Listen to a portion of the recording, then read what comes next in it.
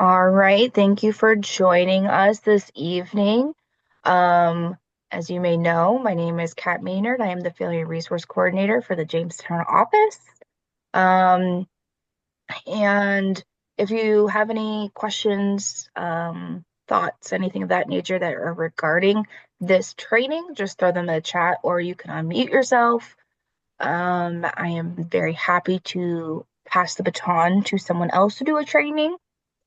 So Saya is going to introduce himself um, and he will start the presentation. So Saya, you can take it away and I can just click through the PowerPoint for you, okay? Mhm. All right, hello, I'm Saya Shaw. I am the intern at GA Family Services in the Jamestown office. And today I will be talking to you about technology use with children, and what you should know when regarding technology use with your children. So rules are important. And obviously there has to be some clear-cut rules on how they should be used with children in the house. They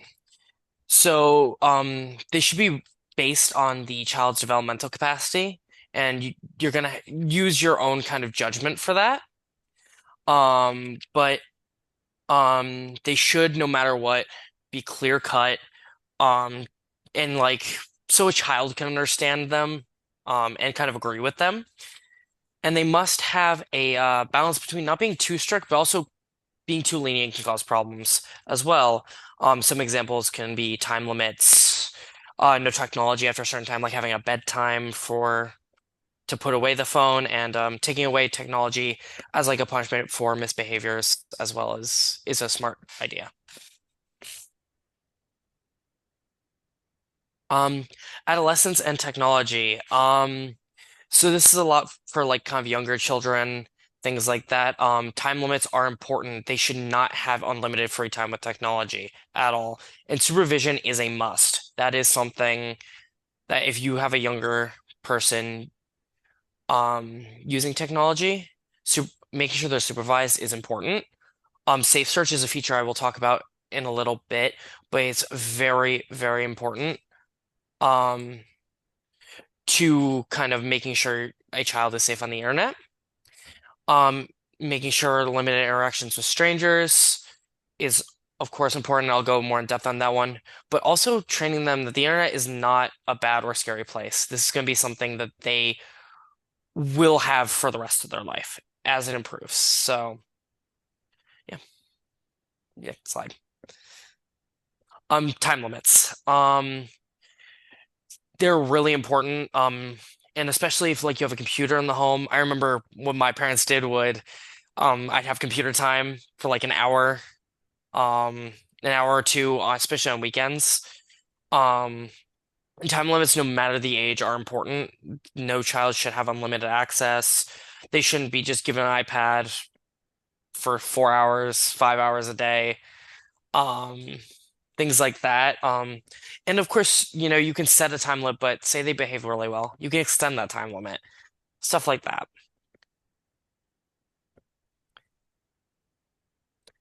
Monitoring a child's internet time. Um, It is important that especially younger children are monitored when using things such as the internet. There should always be an adult in the room so they're taking in content that's appropriate. And also, just in general, um, sorry if you could hear that. There's stuff going on in my background, like outside my apartment. But um, there should always be no adults around. If they want to play like a video game, ask to play with them. Join them for that. So they're not interacting with other people, and so that you can put a good monitor without, it seeming like you're just standing over them.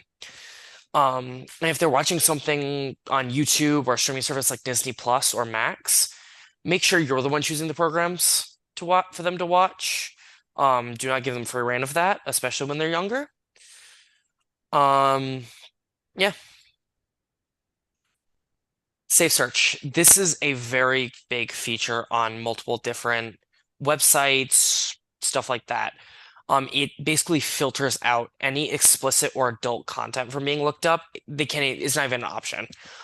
This is an option on most search engines like Chrome, Firefox, things like that. Um, Places like YouTube and most like TV and movie streaming services have their own form of this. YouTube has a safety mode that you can turn on, which blocks out inappropriate videos, videos that have swearing, and just not age-appropriate content from being shown or recommended at all. And most movie and TV streaming services like Disney Plus can let you make a kid profile and only show like age-appropriate stuff that's like, movies that are PG, um, and things that would be geared towards children rather than anything explicit. And if people are interested, I can send a couple of YouTube videos in the chat of how to turn these on various platforms. I have one just for YouTube, for Google Chrome, etc. Um, Interacting online. Children should never interact with strangers over the internet. That's just a given. They should not be interacting with strangers. And children that are especially younger should not have access to social media. Social media is a place that can cause cyberbullying, that can cause multiple different problems, and we'll talk about it when we talk a little bit about an older demographic. But younger children should have no access to social media. And when they're playing online games, as I said before, they should be monitored because encounters with strangers can happen.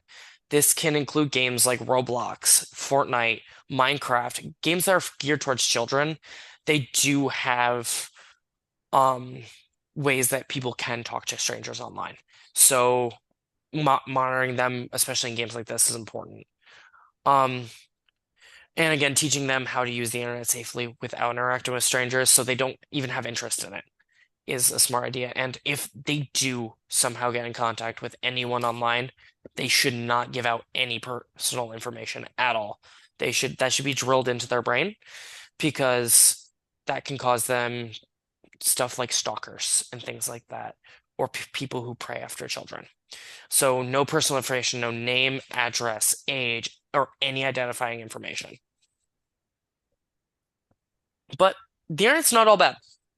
I know I talked about a lot of negatives, but it is important for children to know that it's not to be feared. It is going to play a significant part of their lives, especially as technology evolves.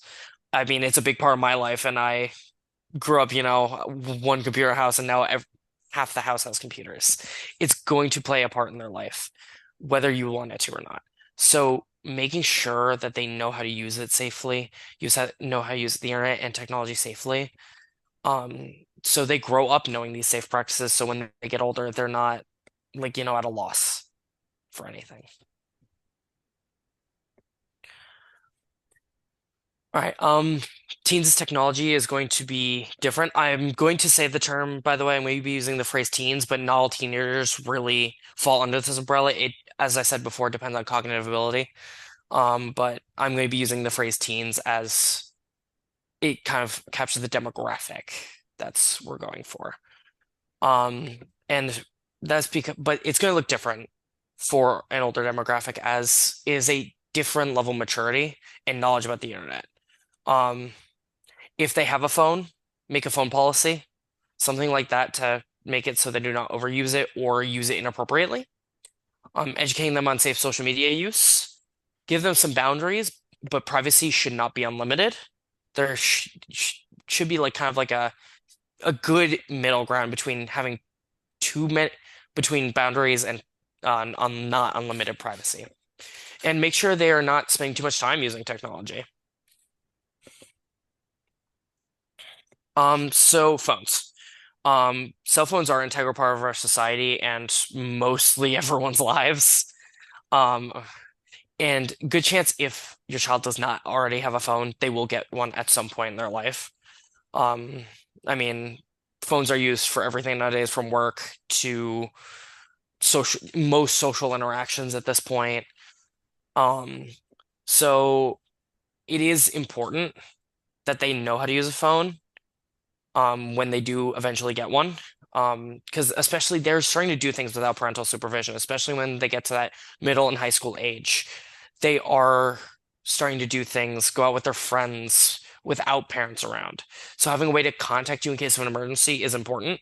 So and it keeps the open line of communication so they can tell you where they're going and what they're doing, and so you know your child is safe. And I would suggest that if they do have a phone, installing an app like the example I play is Life 360, it where you can kind of track their location so you know where they are, you know they're safe, you know they are in a place where they are telling you they are, and they're not lying to you.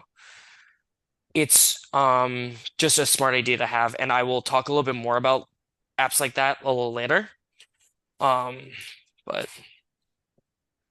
yeah, and as I said before, a phone policy could help so many things from the amount of time they are using it to just use again using it appropriately. And part of the way you help them use it appropriately is role modeling the behavior.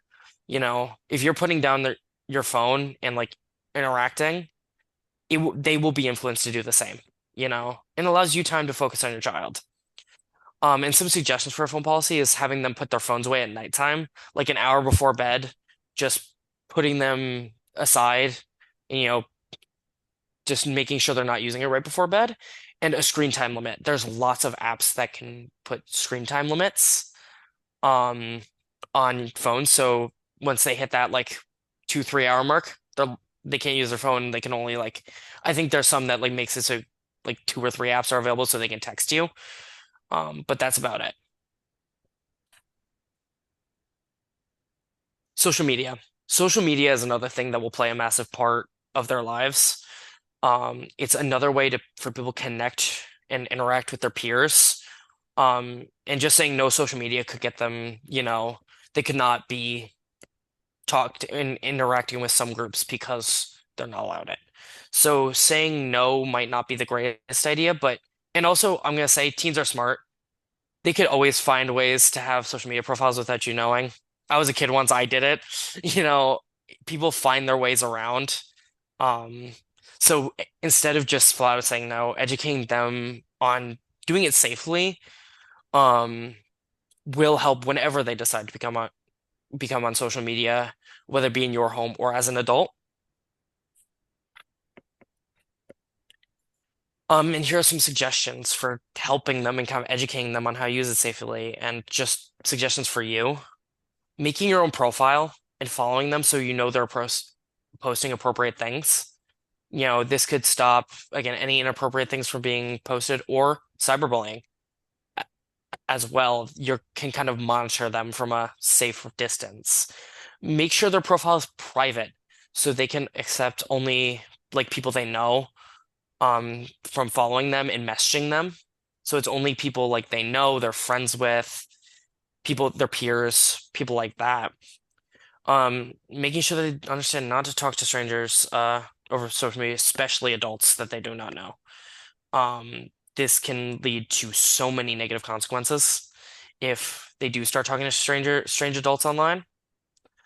And teaching them about cyberbullying and how to avoid being cyberbullied and being a cyberbully. Cyberbullying, over 40% of children experience cyberbullying in their life. Um, so there is a chance your child might experience that. And some examples of cyberbullying include posting embarrassing photos of someone online, making posts that shame or make fun of someone, sending threatening or demeaning messages, or spreading rumors about someone online. If your child is a victim of cyberbullying, or is bullying someone online, monitor their social media use or restrict them from using it. If you catch that they are, being a cyberbully, that's a position where you take away the phone. If the cyberbully goes to the same school, say your kid is a victim, reporting it to the school can help so much. Sometimes schools try not to turn into that realm. I'm going to be realistic, but sometimes the school will actually take action, and try to help your kid um, from this problem. Interacting with people online. Some people might try and talk about inappropriate subjects with a child online. It's sad that it happens, but it does happen. And this could be triggering for a child, especially one who has undergone trauma. So it is important that they have limited access to talking with strangers online. If they're playing video games, they're when they're a little older, they're gonna start playing video games with like their friends. Make sure they have like there's like voice chats and stuff on these video games. Make sure that's turned off. There's a setting you can turn them off in pretty much every video game that your child is playing. Um, and if they are talking to people over the internet, make sure it's someone they know from school or other ways from in person. So they are only talking with people they know and playing games with people they know. And as stated earlier, even with their friends, no personal identifying information should be given out over the internet because that stays forever too. Um, Even to people if they are friends and they're playing a game, someone else could overhear that. So no personal information at all. And 100% make sure a child is not meeting up in person with someone they met online. That is a scary thing as a parent for a child to do. So making sure that they are not doing that is critically important. Privacy. Privacy, especially for kids who are older, is something they're going to want more of. And obviously, you cannot give them total freedom because kids abuse that. But there should be some boundaries. I'm going to say do not go through their phone without having a good reason or suspicion. Kat and I had a little, we talked about had a little disagreement with this, but I think like having you need a good reason to do so. You have to have that trust with your child because then that child will trust you back if you have that trust. And just making sure they keep an eye, like an open line of communication with a child and have them be more honest about what they're doing with their phone. So there's no need to go through their phone, you know? My mom would always just be like, who are you texting? And like just keep kind of bugging me about that. And I'd be honest with her. So she never went through my phone. There was no need because there was an open line of communication. Um, and if they show that they can use technology in a safe way, can use their phones in a safe way, the respect of privacy should be a good reward, you know? If you can trust your child, then having that privacy should be warranted. All right, time limits. Um, as I said earlier, too much of anything just in general is bad, especially technology and screens. Making sure your kid does other activities that are not, playing video games 8 hours a day, on their phone 24/7. Make sure they're going out and doing things. But, you know, when you do set a time limit, have it be reasonable. If they play video games, maybe say no more than an hour on school nights. And that's like, after they do their homework and stuff to like unwind. And no more than like 3 hours on a weekend day. You don't not want them on their screens too much. And you can also add apps on computers as well that can give time limits. And yeah, at any age, making sure that they are kind of doing any other activity. But again, too much can be hurtful. But too little can make them try to, again, find workarounds to try and break the time limits on their phones and stuff like that. So trying to find that middle ground where it's like they're not trying to get around you by doing with the time limits, but it should not be too long. All right, I know this image is hard to read, but there are a bunch of apps that parents should know about. I'm gonna just kind of go over it. There's some that are listed here. There's a couple that I kind of put down that I know of, as well. But Snapchat is a big one. That's a big one among especially a younger demographic, like teenagers, stuff like that. This is where you share photos and videos. This is where like you can take pictures and send it to a person, and they get as like a message. They say that it goes away after tw like 24 hours or whatever. It does not go away. It will stay in the system somewhere. So this is just one you be careful of because again, a lot of teenagers use it. And explicit and inappropriate things can be shared on this app. So just keeping an eye out on that and making sure that if they have this app, monitoring it is important. I'm gonna bring up Bumble, Grindr, Tinder. Those are just some of the most popular adult dating apps that should not be on a child's phone. If you see any of these apps on your phone, they gotta be deleted, and you gotta make sure like your kid knows they can not be on these apps. They're for adults. Stuff like explicit photos can be sent, and adult conversations. Calculator percent. This is kind of a newer one, where people can hide like photos, videos, and stuff behind like a password on this app. So it's not on their phone's camera roll or anything, but it is on this app where it's saved. Um, so if you see this app, make sure you get the password at least. Um, there's Kik and WhatsApp. These are kind of messaging apps where people like text each other, can text from any part of the world. Um, so just if they have this app, make sure you know who they're texting.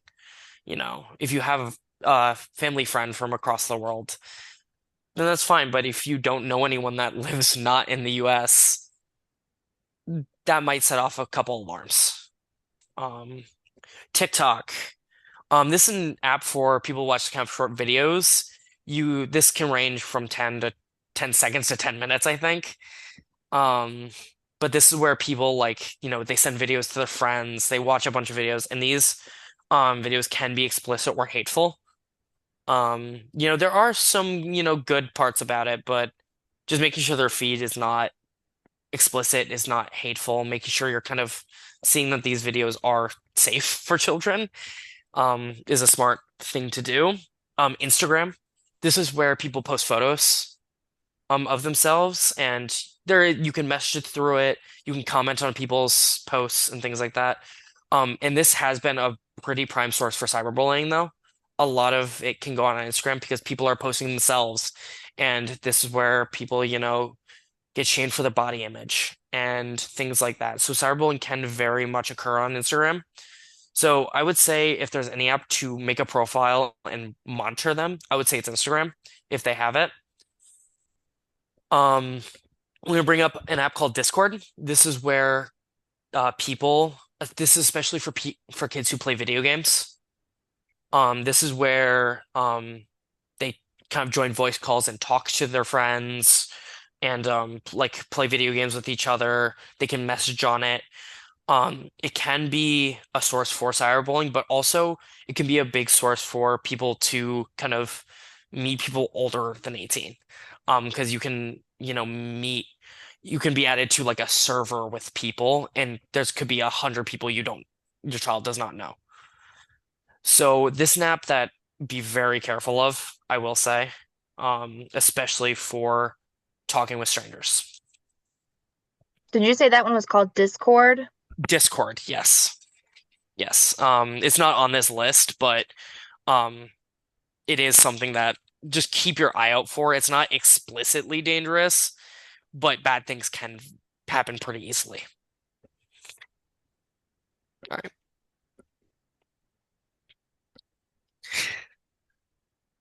Okay. Um, I talked about some apps and like their negatives. I'm going to talk about some positive apps that might be smart for you to have on your phone, for you to have on your kid's phone. So there are paid and free options. And obviously I only grabbed a kind of a handful of a few, but there's plenty out there. One of them is Aura. This one was the highest rated. It monitors your child's online activity, has time limits, has like the safe search option already installed, has bedtime controls so you can, set a time limit where their phone just shuts off. There's Bark, which was another very highly rated one, and this is one I've heard of before.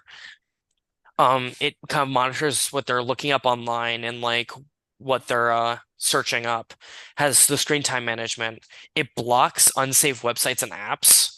So, it blocked those adult dating apps I brought up earlier. It has location sharing so you can track your child, and it gives alerts if a child is like looking up unsafe content on the internet. If they try to look it up, it'll give you an alert to your phone.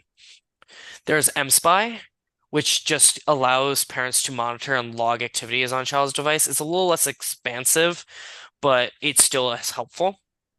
And some free options. I talked about Life 360 earlier. This is a location sharing app. You can like kind of see where your kid is at all times, and I've used it with my family. It's very accurate. It doesn't really like glitch out or anything. Oh, the one after Bark, it's called mSpy. It's kind of just allows you to kind of monitor and log what's going on your child's device and what they're doing. Um, and then Life 360 again, very accurate location app where you can kind of tell where your kid is. Um, then there's Q Studio, which has freed and paid options. Kind of is similar to Aura, where it has kind of the similar services of monitoring online uses, time limits, safe search, those kind of stuff. But again, there are plenty of both paid and free options for apps like this. Um, so again, if you want to do your own research too, I just kind of want to bring some options here that kind of gives a little bit of both paid and free options as well.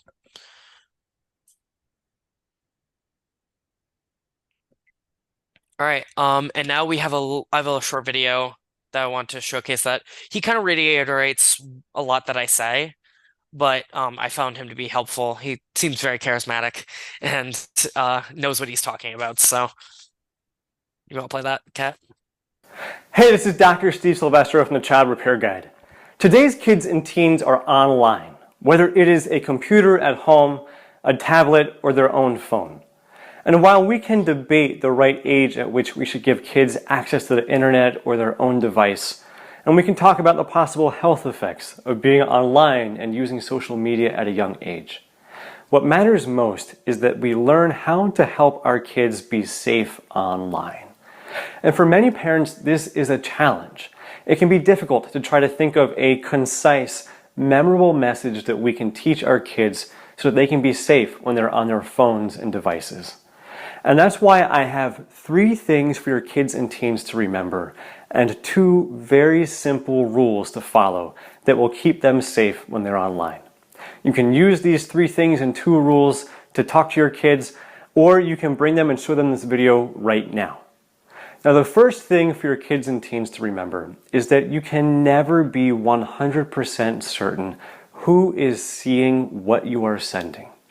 Obviously, you can't be sure if your friend's account has been hacked, but also you don't know if maybe they have lost their phone, or that they have even just left their phone out in the open, and somebody else is seeing the message or the picture that you are sending pop up on your friend's lock screen. The second thing to remember is that unfortunately, sometimes friends aren't as good friends as we'd like and hope. And that friend that you are sending something to may be sharing that picture or that text or that message with somebody else. Or may even be somebody else that you know who also isn't as good of a friend as you'd like, looking over your friend's shoulder and maybe be laughing at what you are sending. Finally, the third thing is that everything online lives forever. Even something like Snapchat, which is supposed to disappear, can potentially live forever. I can take a screenshot of what you send me in a snap, and you may get a message telling you that I got that screenshot, but I still have the picture of whatever you sent to me. Obviously, we're finding out with athletes and celebrities and politicians that tweets and messages and posts from many years ago can come back to haunt you. So you need to know that everything you ever send online can live forever. Now, the simple 2 rules to follow, because you don't know who may be seeing your message, you may not have a friend who's as good of a friend as you'd like, and because whatever you send can live forever, the 2 simple rules to follow are: first, never ever send anything that you don't want your parents, your grandparents, or your grandkids to see. And the second rule is to never ask somebody else to send you something that you know they probably wouldn't want their parents, their grandparents, or their future grandkids to see. So once again, 3 simple things to remember. You can never be 100% certain who is seeing the message or the picture that you are sending, even if you are sending it to your friend's phone or your friend's account. Friends aren't always as trustworthy and as good of friends as we would like, and they may be using what you send to send to other people. Finally, everything you ever send online lives forever, even if you get the impression that it should disappear on its own. And those very 2 simple rules: Never send anything you don't want your parents, your grandparents, or your future grandkids to see. And never ask somebody else to ever send you something that you know they wouldn't want their parents, grandparents, and their future grandkids to see. If your kids and teens can follow these 2 simple rules and remember those 3 points, then you can be assured that they will be safe when they are on their phones and online. For more great parenting tips, subscribe to my channel on YouTube. If you are on Facebook right now, like this message and like Dr. Steve Silvestro and the Child Repair Guide, and subscribe to the Child Repair.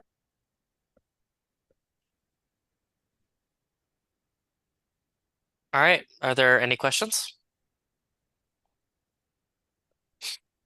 I'm sorry. What was his first? Like he had the 3 rules and then he had the 2. What was the first of the 2?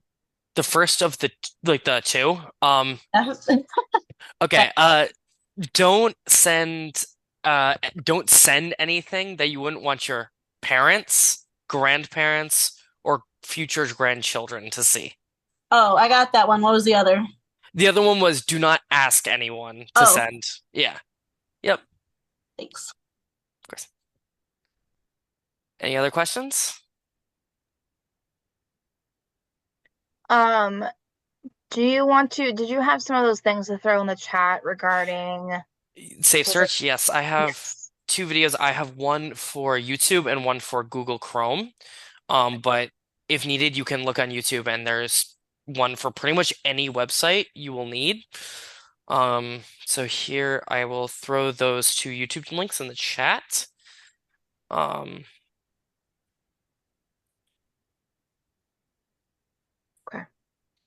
And can we get that the graphic with all the watch out apps in an email? Yeah. Yep. Yeah. We'll make sure we get that sent out.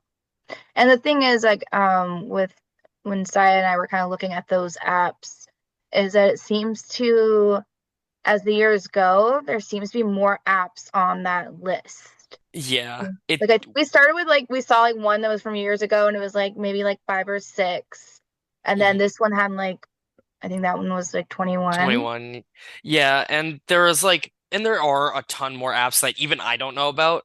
I will say, a lot of the ones that I specifically talked about are ones I know about and have used in my life, especially when I was, growing up.